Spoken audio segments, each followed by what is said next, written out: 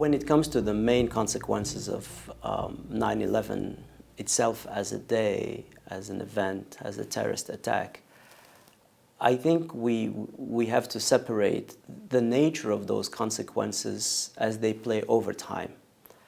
Given the magnitude of the attack itself and the immediate reaction by the United States, by immediate I mean the war on terror that comes as early as October of 2001 and then follows on for many years, arguably until today, there is that level, right? And I would say clearly you could see that what the biggest terrorist attack in history led to is a large-scale international conflict of a peculiar kind too. This is pitting a state and a number of states against a non-state actor with all manners of ramifications, legal issues, and so on and so forth, as it plays out over the past 2 decades. Al-Qaeda, then the death of bin Laden, then the emergence of ISIS, then the end of ISIS, and now this kind of in-between phase following on what may happen in Afghanistan. There is kind of that level. But I would say what really is historically important about 9/11 is the layered nature of it as a genuine historical moment. And by this I mean that it comes and plays out in relation to what comes before and the long shadow of it. So what comes before is the post-Cold War era, which plays out in many, many ways according to its features. And then this huge event takes place, opening a new reality. And so we go through this. But I would say also what is important, and now I think we can say it, we had 2 full decades, and we also have had a new large-scale event, COVID-19, that gives us a bit more kind of distance to see the historical contours of 9/11.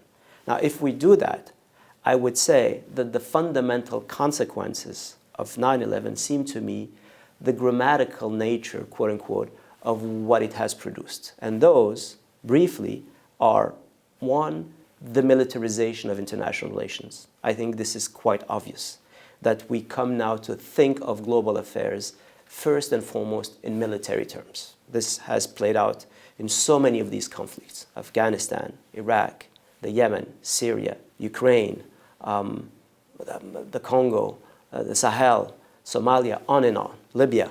We have a long list of such conflicts which go very quickly to military resolution or irresolution for that matter. The second one is the securitization of social affairs.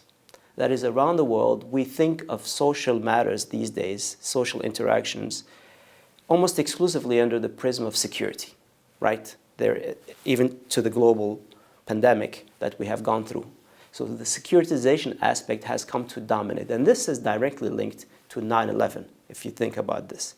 Thirdly, when it comes to cultural affairs, I think we have experienced, as a result of what takes place after 9/11, a sort of confessionalization or even tribalization. Identity comes first.